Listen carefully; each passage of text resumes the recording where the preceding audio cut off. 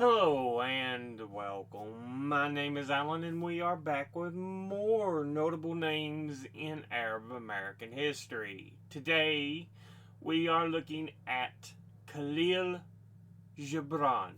Before we get into the video talking about this, I want you to know I got two ways to donate to the channel if you are so inclined. I have a Patreon account that is month-to-month donation, but I also have a Coffee account which can handle month-to-month but also does single one-time donations. And they will be in the description box below the video. If you are in financial trouble or having trouble keeping everything paid, do not donate. Please. Because I'd rather you pay for what you need to take care of and everything. Things are tough enough for everybody out there. But if you can and you want to, thank you. I appreciate it.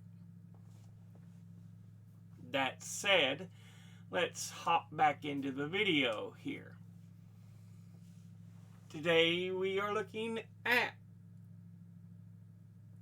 Kahlil Gibran. I've also seen the name as Gibran, Kahlil Gibran.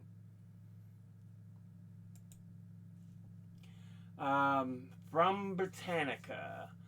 He was born January 6th, 1883 in Bashari, Lebanon, and died April 10th, 1931 in New York City, New York. Lebanese American philosophical essayist, novelist, poet, and artist, and received his primary education in Beirut. He immigrated with his parents to Boston in 1895, so when he was 10.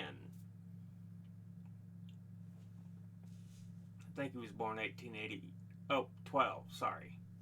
11 or 12.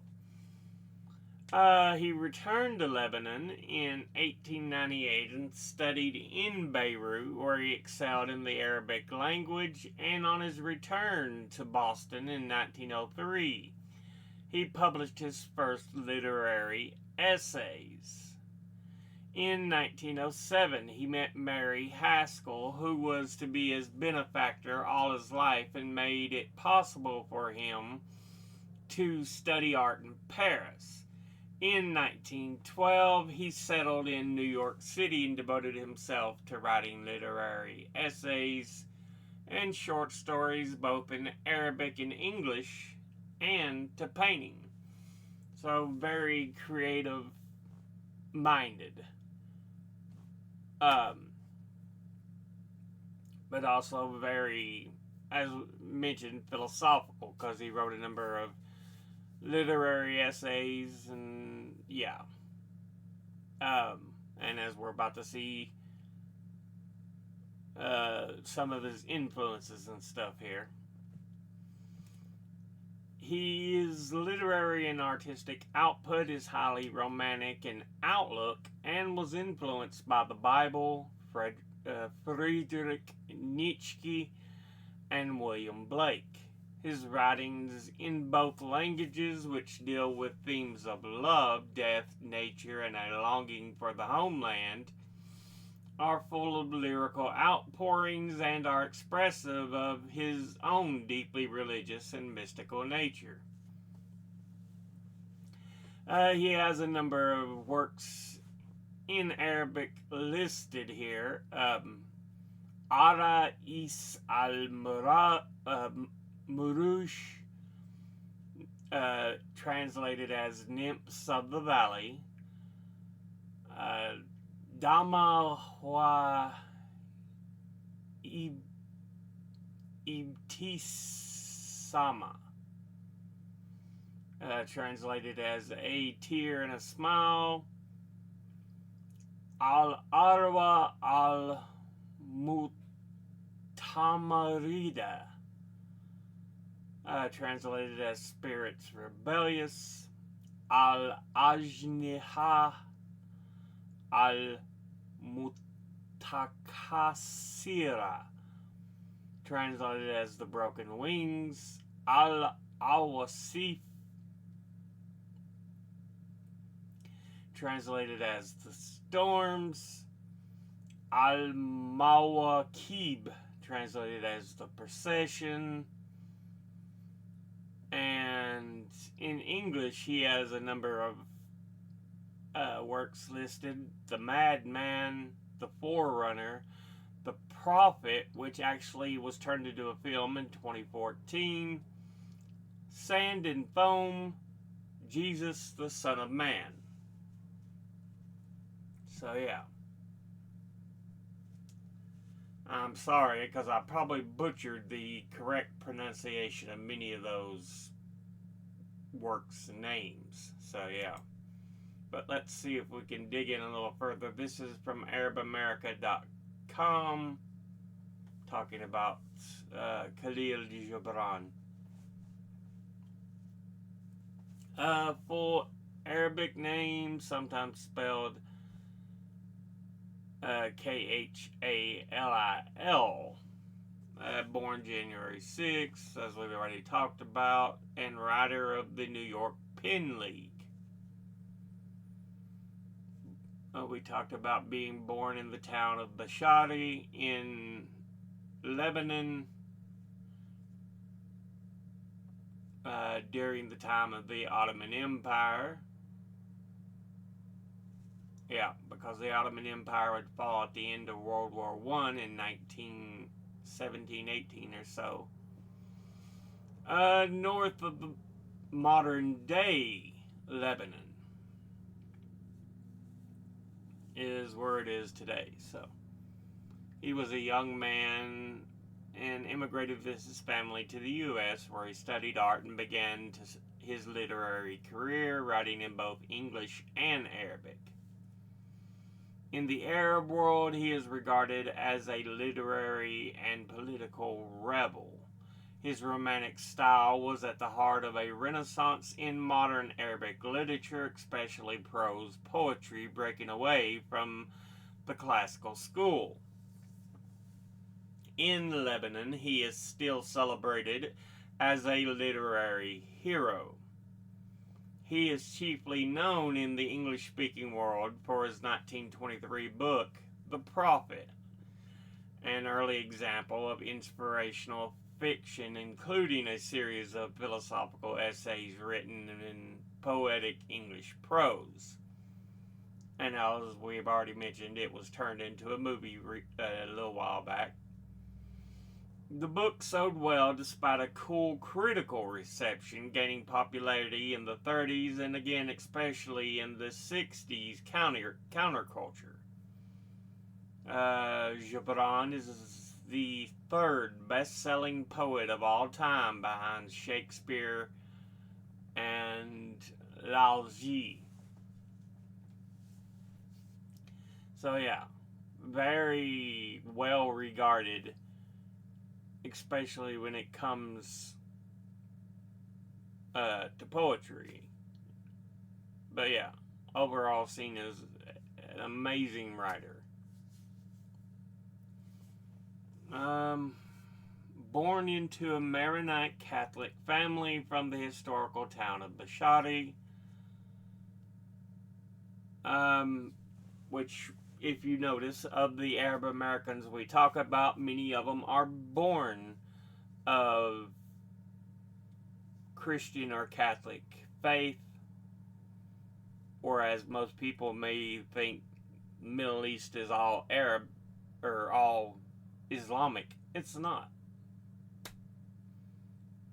It's not all Arab, too. Iran is Persian. But yeah.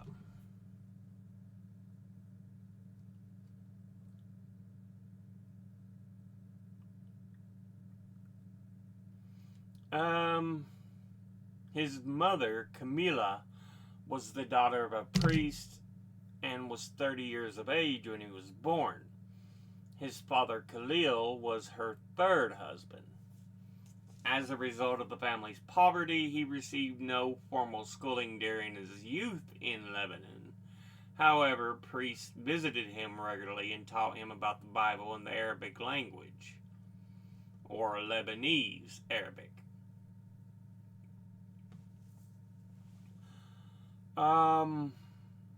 His father initially worked in an apothecary, but with gambling debts he was unable to pay. He went to work for the local Ottoman appointed administrator.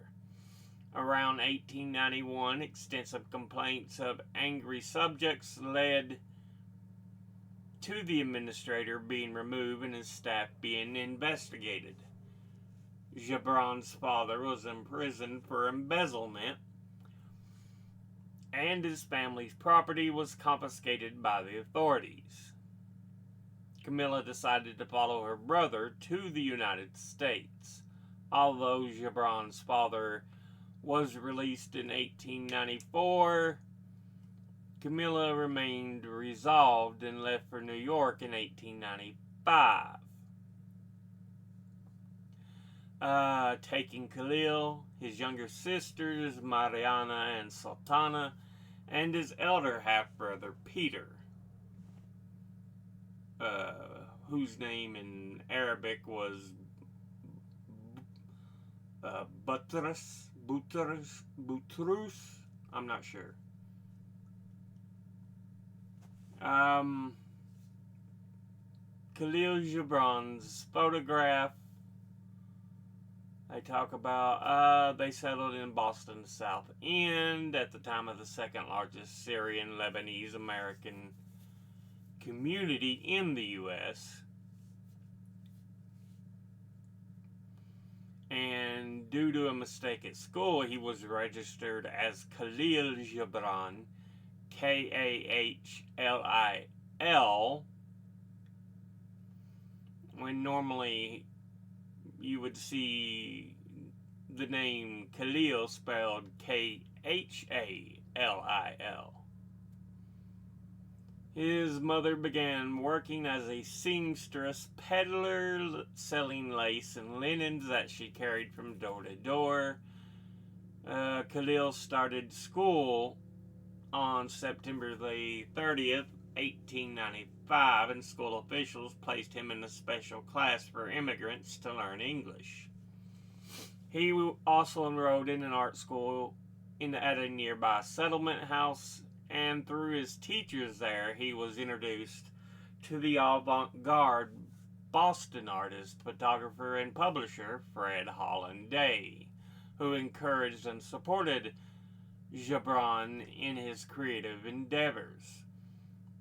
A publisher used some of Gibran's drawings for book covers in 1898.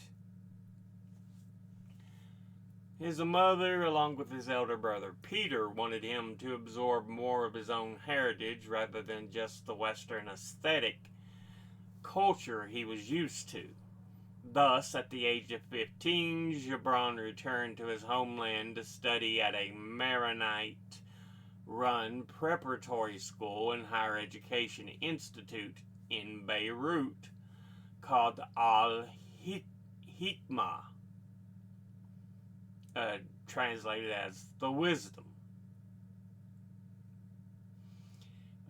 He started a student literary magazine with a classmate and was elected college poet.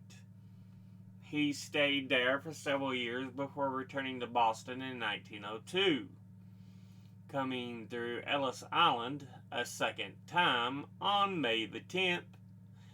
And 2 weeks before he returned to Boston, his sister Sultana died of tuberculosis at the age of 14. The next year, Peter would die of the same disease, and his mother would die of cancer. His sister Mariana supported Gibran and herself by working at a dressmaker's shop. He was an accomplished artist, especially in drawing and watercolor, having attended the school in Paris from 1908 to 1910, pursuing a symbolist and romantic style over the then up-and-coming realism. Gibran held his first art exhibition of his drawings in 1904 in Boston at Day's studio. During this exhibition, he met Mary Elizabeth Haskell, a respected headmistress 10 years his senior. The two formed an important friendship that lasted the rest of Gibran's life. The nature of the romantic relationship remains obscure, while some biographers assert the two were lovers but never married because of Haskell's family objections. Other evidence suggests that their relationship was never physically consummated, and Haskell later remarried another man but continued to support Gibran financially and to use her influence to advance his career. She became his editor and introduced him to Charlotte Teller, a journalist, and Emily Michelin, a French teacher,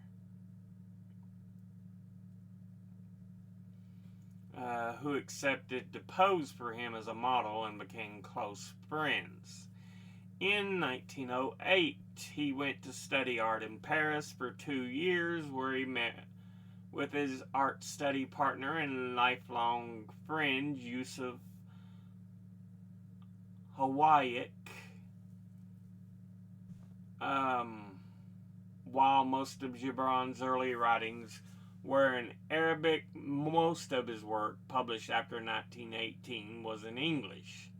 His first book for the publishing company Alfred A. Knopf in 1918 was The Madman, a slim volume of aphorisms and parables, then in biblical cadence, somewhere between poetry and prose.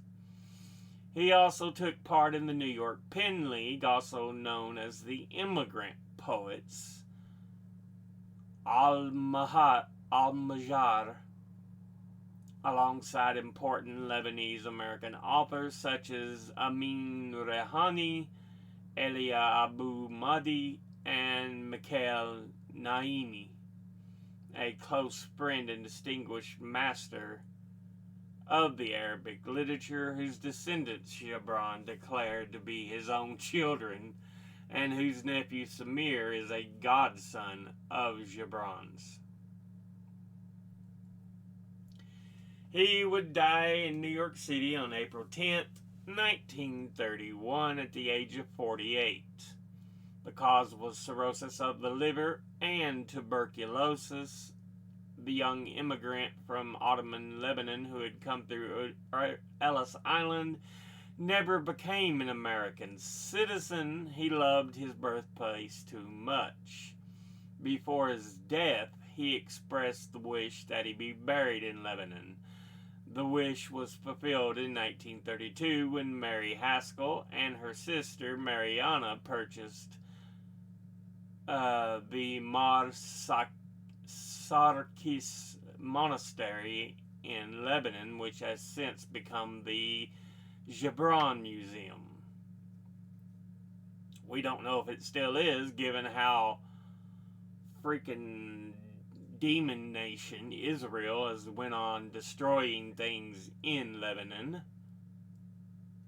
Written next to Gibran's grave are the words, "A word I want to see written on my grave. I am alive like you, and I am standing beside you. Close your eyes and look around. You will see me in front of you." He willed the contents of his studio to Mary Haskell, and she would discover her letters to him spanning 23 years. She initially agreed to burn them because of their intimacy, but recognizing their historical value, she saved them and gave them along with his letters to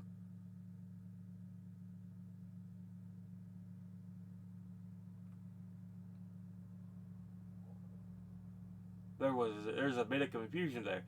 She gave them along with his letters to her, which he had also saved. she had also saved to the University of North Carolina at Chapel Hill Library before she died in 1964. Excerpts of the over 600 letters were published in Beloved Prophet in 1972.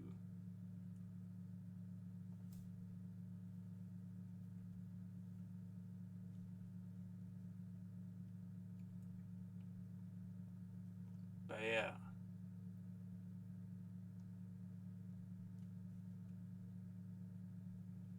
I'll let you read the rest of this if you want, but that gives us a good look at his history as an individual. Things that kind of made him who he is. Another image of him. Yeah, see there, they got him Gibran, Kahlil Gibran.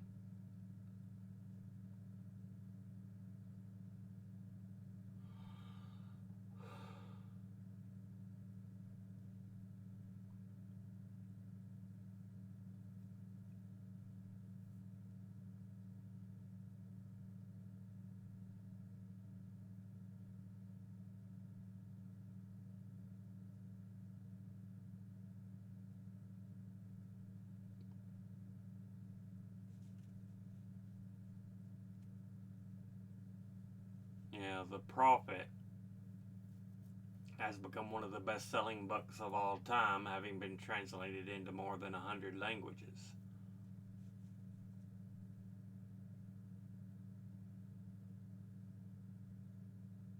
Poetry Fable.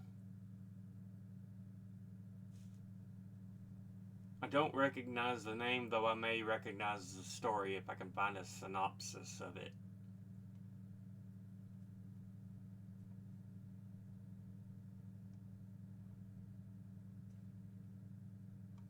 But yeah,